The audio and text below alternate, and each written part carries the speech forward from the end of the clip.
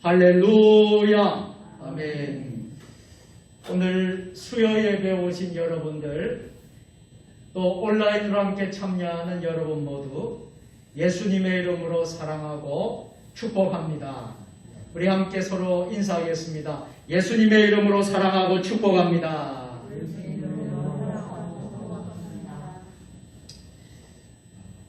우리가 지난 주일은 참 기독교의 중요한 절기 가운데 하나인 부활주의를 지켰습니다.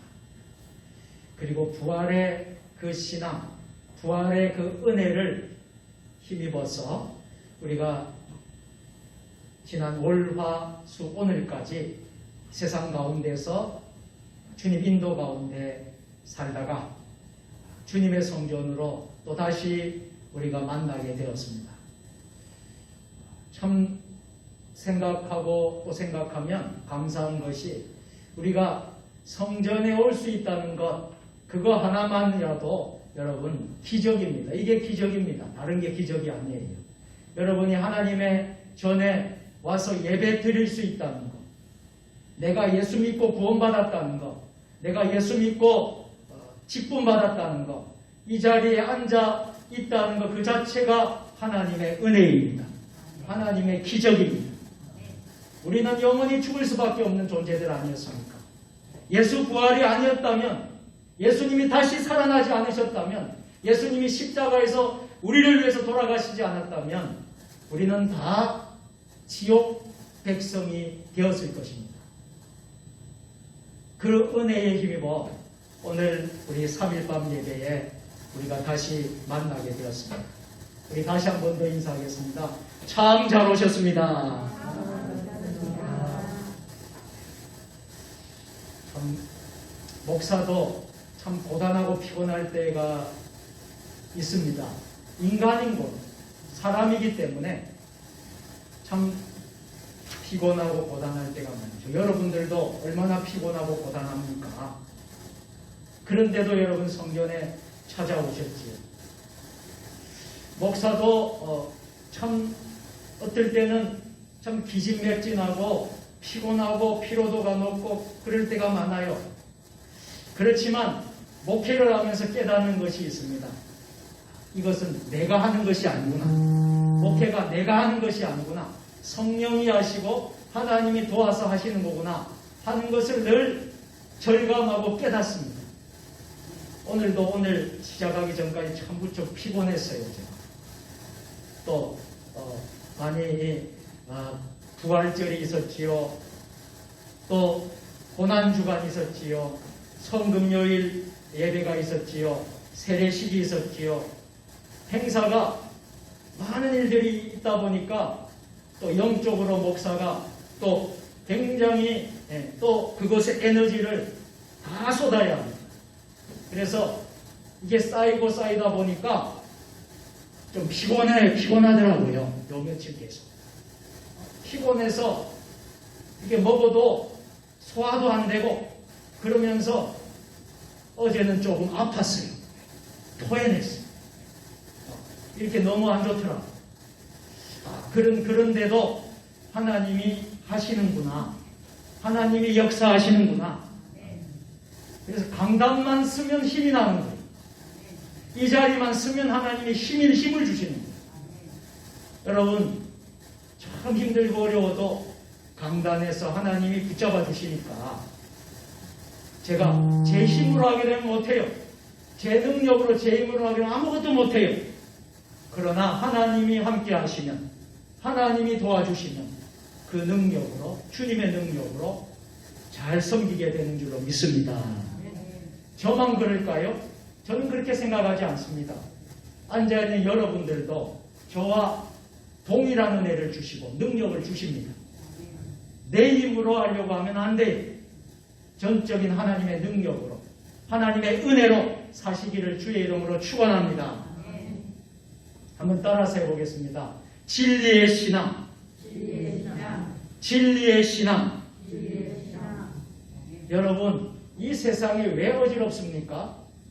교회들이 왜 시끄럽고 복잡하고 분열되고 나누어집니까? 진리의 신앙이 흐트러졌기 때문입니다. 제대로 진리를 수호하지 못하고 진리를 지키지 못하고 진리대로 신앙생활을 하지 못하기 때문에 여러분 문제가 생기게 된 것입니다. 교회에 위기가 있을 때마다 참 교회가 위기에 처할 때가 너무나도 많습니다. 교회의 가장 심각한 위기는 무엇일까요? 저는 이렇게 생각합니다. 복음의 진리, 이 복음의 진리가 변질되는 것입니다. 여러분 어떻게 생각하세요? 하나님의 말씀의 복음이 그 진리가 변질될 수 있는 것입니까? 변질되어서도 안 되는 것이죠. 그런데 그 진리가 변질되었다는 거예요. 변질되어 간다는 거예요. 거기에 오는 영적인 도전과 교회의 위기의식을 느끼게 되는 것입니다. 오늘 우리가 보는 본문, 우리가 수요일마다 골로새서를 강해하고 있어요. 1장부터 4장까지 우리가 골로새서를 보고 있습니다. 이 골로새서에 나오는 교회의 위기는 무엇입니까? 골로새서 안에는 율법주의가 만연이 되어 있습니다. 그게 진리이냐? 그게 진리인 줄 알고 율법주의가 가득 차고 넘쳤어요. 또 그 안에는 인본주의가 가득 차고 넘쳤어요. 여러분, 우리는 인본주의를 믿는 것이 아니라 우리는 오직 신본주의입니다. 다시 말하면 인본주의는 뭐냐면 인간 중심입니다. 그러나 신본주의는 하나님 중심인 줄 믿습니다. 하나님 중심의 삶을 살아야 되지 인간 중심의 삶은 인본주의 때문에 여러분 교회들이 위기가 온다는 것이죠. 또 골로새 교회 안에 신비주의가 있었습니다. 그게 진리인 양 신비주의에 빠져서 허덕이고 있었습니다. 또 아예 혼합주의라고 부를 만큼 잡다한 사상들이 교회 안에 들어오기 시작했습니다. 그래서 교회의 복음의 그 진리가 훼손되고 그 복음의 진리가 변질되기 시작이 되었습니다. 오늘 이 골로새서 교회가 주는 한국교회, 이 시대의 현대교회에 주는 교훈이 있는 줄로 믿습니다. 오늘날 우리 현대교회는 어떻습니까? 우리의 교회 상황들은 어떻습니까? 복음의 진리가 변질되어 가고 있지는 않습니까? 그래서 사도 바울은 오늘 이렇게 선포하고 권면합니다. 복음은 자꾸 힘을 얻고 기력을 잃고 약해지고 쇠약해지고 있고 복음이 아닌 것들이 교회를 들어와 잠식해 들어오고 있는 것입니다. 금욕주의의 영향을 받아서 먹고 마시는 것에서부터 절기와 안식과 월삭을 지키는 유대인의 관습을 따르는 것을 주장하는 사람들이 당시 골로새 교회에 들어와서 복음의 진리를 왜곡시키고 훼손시키고 변질시키고 말았던 것입니다. 그래서 할례를 주장하는 사람들이 생겨났어요. 천사를 숭배하는 이들이 있었습니다. 이렇게 위기에 처한 교회에 복음의 진리로 굳게 서라. 이 처방이 바로 본 서신서입니다. 한번 따라서 해보시면 복음의 진리로 굳게 서라. 여러분 오늘 이 성전에 참여하는 여러분들 다른 것 다 제가 어떤 말씀으로 잊어버려도 계속하겠습니다. 그러나 이것만큼 잊어버리지 마세요. 복음의 진리에 굳게 서라. 복음의 진리에 굳게 서라. 이것이 바로 진리의 신앙입니다. 골로새서에서 말하는 복음의 진리에 대해서 오늘 알아보도록 하겠습니다. 첫 번째로 주 안에서 할례 받는 진리입니다.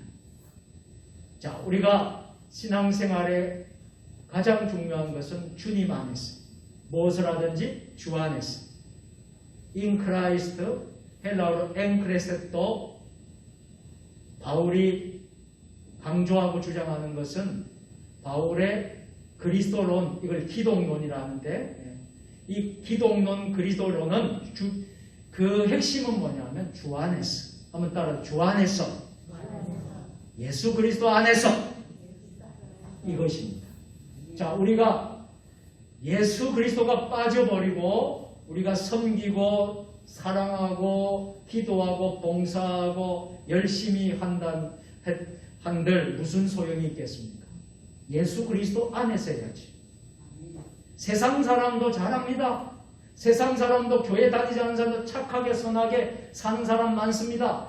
타 종교에 있는 사람들 도덕적으로 윤리적으로 잘 지키고 깨끗하게 사는 사람 얼마나 많습니까? 그러나 그렇다고 구원받습니까?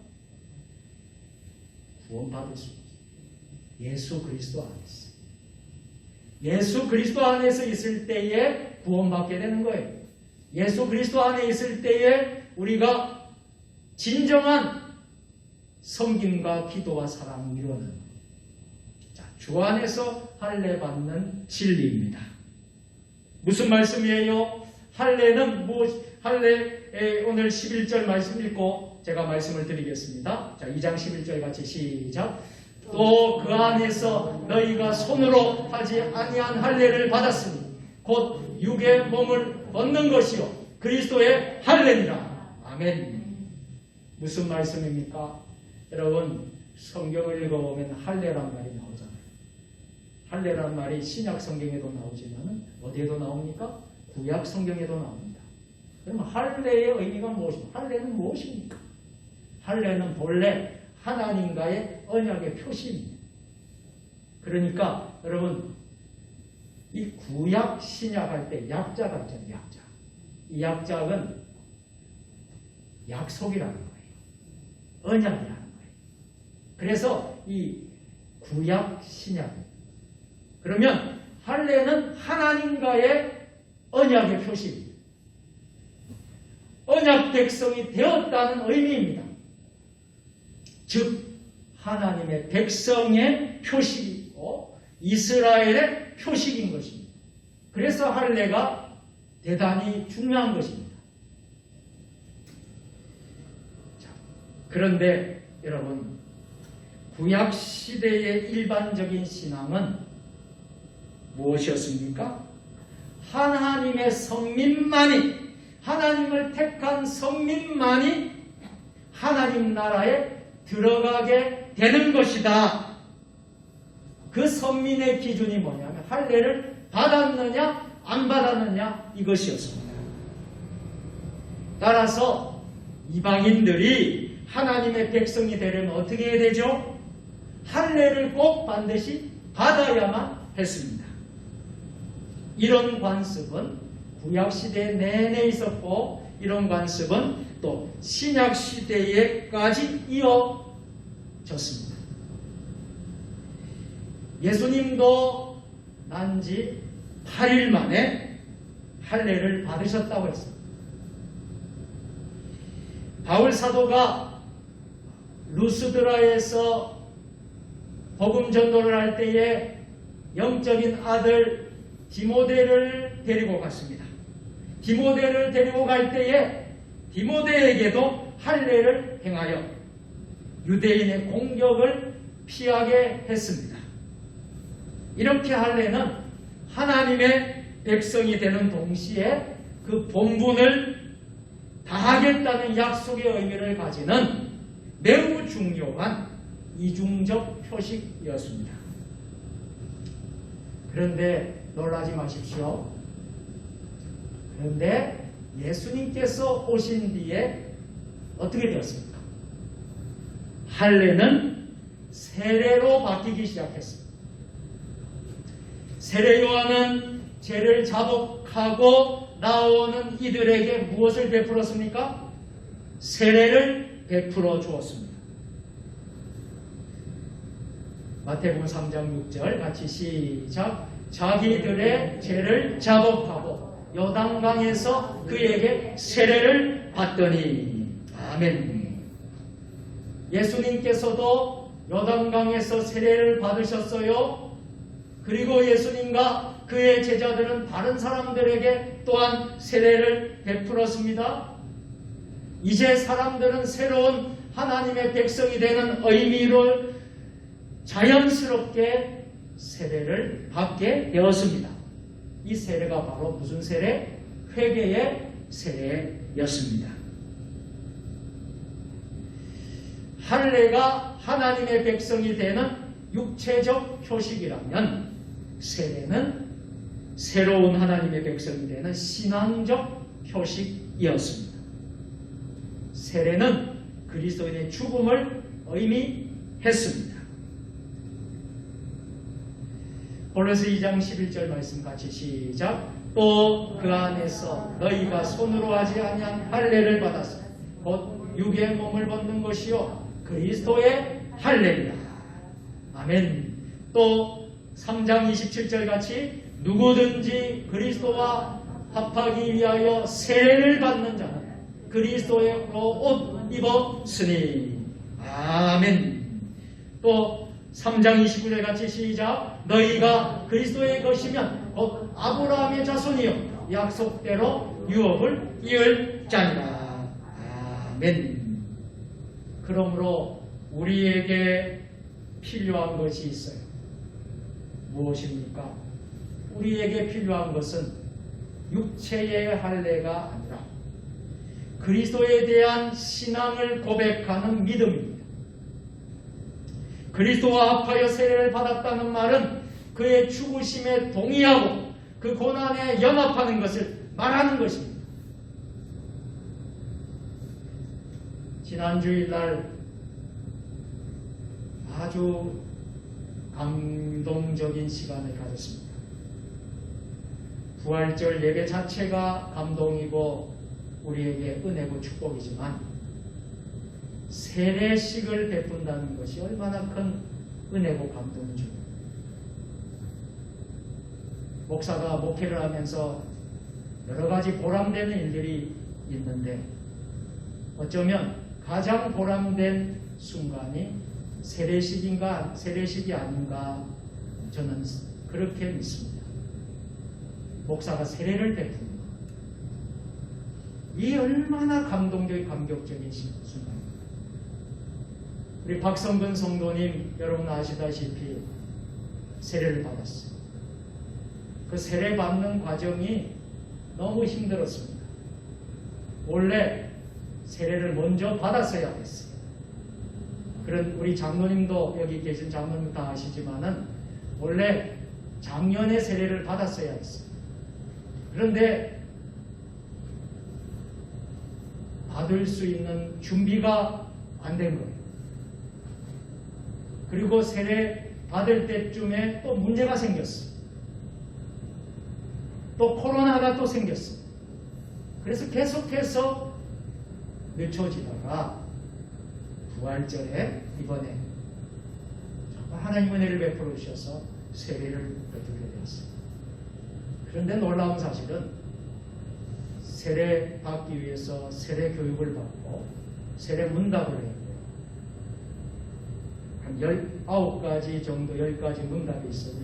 당회에 다 문답을 받아야 되는데 그 문답 내용 가운데 음주와 또 흡연과 음주를 하느냐 그 질문이 있어요. 그래서 세례를 받기 위해서는 그 음주와 흡연을 안 해야 합니다. 그런데 참 어려워요. 그걸 끊기가 어렵거든요. 그래서 대부분 그것을 못 끊고 세례를 참여하는 사람들이 많습니다. 그래서 차차 은혜 받고 차차 이제 정리하고 끊게 되는 쪽으로 많이 갑니다. 그런데 이 박성근 성도는 이 성도님은 작정을 했나 봐요. 기도를 했나 봐요. 그래서 음주를 끊었습니다. 할렐루야. 여러분 별로 놀라지 않으시는 것 같아요. 여기 앉아 계시고. 굉장한 놀라운 역사예요. 이건 사람이 할 수 있는 게 아니에요. 성령이 하나님이 역사해야지 가능한 거예요. 그렇게 해서 세례를 받는데 참 눈물이 나요. 한 영혼이 예수님을 영접해서 이 세례식, 이 세례식이 얼마나 중요해요. 오늘 제가 할례 이야기하고 세례 이야기합니다. 할례와 세례 이야기하는 여러분들 잘 여러분 정리하세요. 얼마나 중요합니다. 이 과정이 여러분 하나님 나라 생명책에 기록된 것입니다. 이제는 내가 죽은 거예요. 세례받는다는 내가 죽은 거예요. 그리스도로 우리가 사는 거예요. 부활에 동참하는 거고 우리의 옛사람은 죽는 것입니다. 우리가 새 사람으로 거듭나는 것입니다. 이제는 우리의 인생이 십자가로 예수님으로 사는 것입니다. 그게 바로 세례식이에요. 그래서 참 이 세례 줄 때마다 저는 목사로서 참 큰 보람을 늘 가지고 있어요. 세례식. 여러분, 우리는 주 안에서 할례 받은 진리가 있다는 것을 믿으시길 바랍니다. 두 번째로 주 안에서 일으킴 받는 진리입니다. 오늘 12절 13절 말씀 우리 다 같이 시작. 너희가 세례로 그리스도와 함께 장사되고 또 죽은 자들 가운데서 그를 일으키신 하나님의 역사를 믿음으로 말미암아 그 안에서 함께 일으키심을 받았느니라. 또 범죄와 육체의 무할례로 죽었던 너희를 하나님이 그와 함께 살리시고 우리의 모든 죄를 사하시고. 아멘. 우리는 세례 예식을 통해서 죽음을 고백했습니다. 물 속에 잠기게 지는 순간 우리의 육은 다 죽었습니다. 그리고 우리는 다시 살아났습니다. 하나님이 다시 살리신 것입니다. 예수 그리스도의 부활의 상징입니다. 베드로 사도는 이렇게 고백합니다. 사도행전 2장 23절 24절 말씀 우리 다같이 그가 하나님께서 정하신 뜻과 미리 하신 대로 내준 바 되었거늘 너희가 법 없는 자들의 손을 빌려 못 박아 죽었습니다.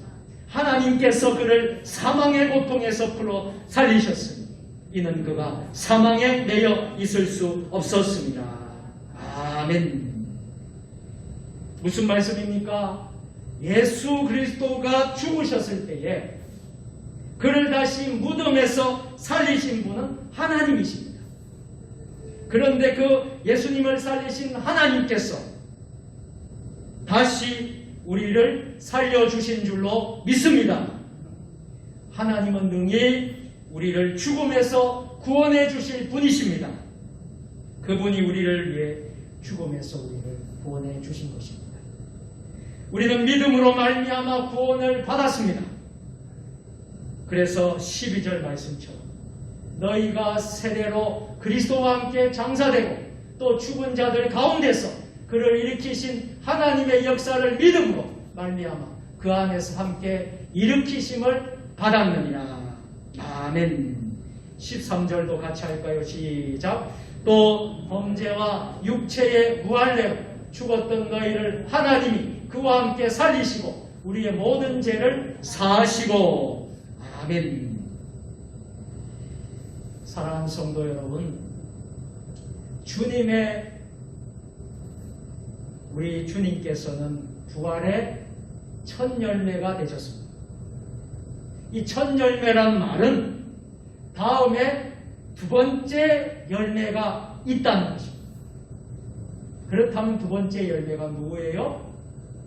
우리가 바로 두 번째 열매인 것입니다. 여러분 생각해 보십시오. 만약에 부활이 없었다면 어떻게 되었을까요? 주님은 물론이고 우리의 부활도 없지 않겠습니까? 그러면 우리는 일생 동안 두려움 속에만 살지 않겠습니까? 그러나 하나님께서는 주님만 살리시고 우리를 버리실 수가 없었습니다. 왜냐하면 우리 모두 하나님의 택한 자녀들이기 때문입니다. 이게 은혜예요. 여러분, 우리가 아무리 하나님 앞에 범죄하고 넘어지고 어떨 때로는 하나님의 불순종하고 할지라도요, 하나님은 우리를 버리지 않으십니다. 여러분 생각해 보십시오. 우리의 자녀들이 있어요. 우리의 자녀들이 말 안 듣고 부모에게 불효하고 불순종하고, 그렇지만 여러분 그 자녀들, 여러분들 내 자녀가 아니라고 그 자녀를 다 버립니까? 그렇다고 다 여러분들 인연을 끊습니까? 그렇지 않습니다. 하물며 영적인 하나님 아버지가 우리와 맺은 그 언약, 우리의 하나님의 백성된 우리를 하나님이 버리시겠습니까? 그렇지 않습니다. 끝까지 우리를 지키시고 탕자가 주님께로 돌아왔듯이, 탕자가 아버지께로 돌아왔듯이 늘 기다리시는 하나님이신 줄로 믿습니다. 사랑하는 성도 여러분, 우리는 마지막으로 십자가의 진리인 것을 믿을 수 있기를 바랍니다. 13절에서 15절까지 같이 함께 시작. 또 범죄와 육체의 무할례로 죽었던 너희를 하나님이 그와 함께 살리시고 우리의 모든 죄를 사하시고 우리를 거스리고 불리하게 하는 법조문으로 쓴 중서를 지우시고 제하여 버리사 십자가에 못 박으시고 통치자들과 권세들을 무력화하여 드러내 구경거리로 삼으시고 십자가로 그들을 이기셨느니라. 아멘. 한번 따라서 합니다. 십자가로 그들을 이기셨느니라. 아멘. 십자가의 진리. 주 예수 그리스도의 부활로 우리가 죽음에서 살아났습니다. 뿐만 아니라 주님께서는 우리의 모든 죄를 사해 주셨습니다. 우리의 죄를 사했다. 우리의 죄를 사했다는 의미는 무슨 뜻이 있겠습니까? 그것은 바로 우리의 죄 문서, 우리의 노예 문서를 다 없애셨다는 것입니다. 흔적도 없이 다 태워 버렸다는 것입니다. 그 근거는 어디에 있습니까? 그게 바로 십자가 사건입니다. 십자가로 이겼습니다.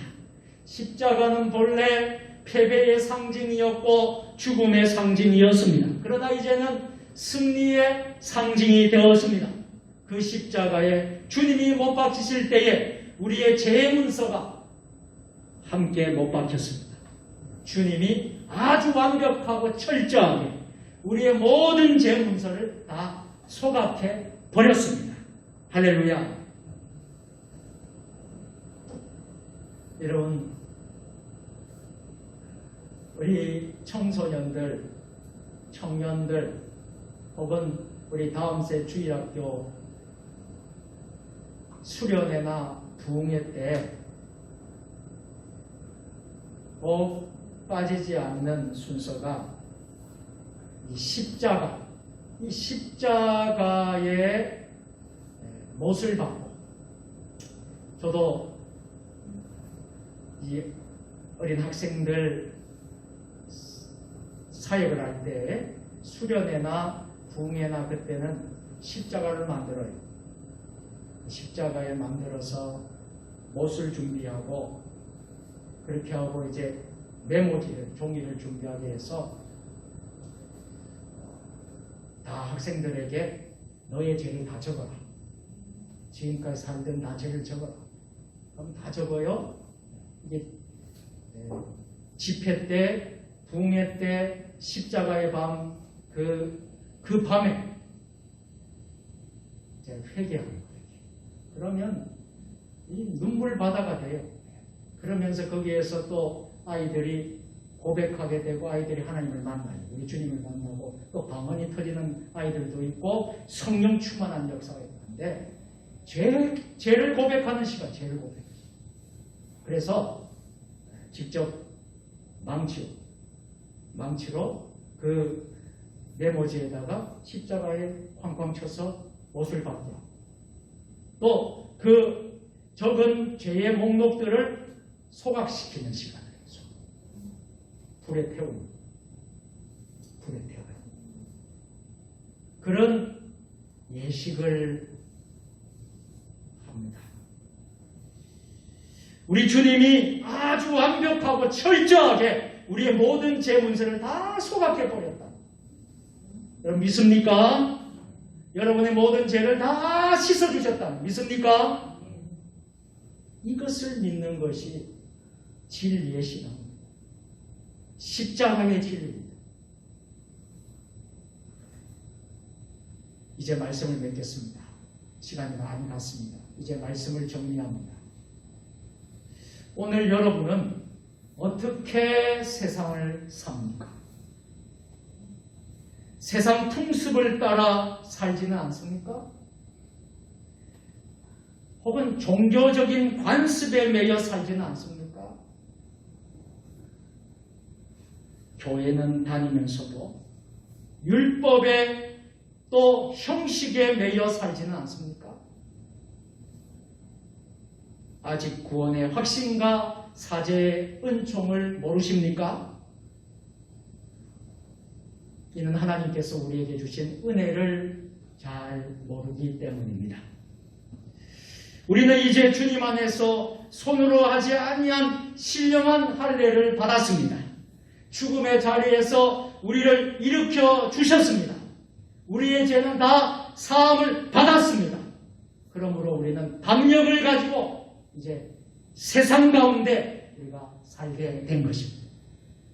세상을 이기고 세상을 초월하고 세상을 정복하고 세상을 초월하면서 사는 신앙, 이 신앙이 바로 진리의 신앙입니다. 사랑하는 성도 여러분, 세상이 많이 각박하고 어렵고 또 우리가 사는 세상이 만만치 않은 세상입니다. 마치 다윗과 골리앗의 싸움의 세상인 것 같아요. 인간적으로는 다윗이 골리앗을 이길 수가 없어요. 어떻게 다윗이 골리앗을 이길 수 있습니까? 그 거인 장수를 이길 수가 있겠습니까? 그러나 하나님의 방법은 그게 아니에요. 하나님은 다윗이 골리앗을 이기게 하신 거죠.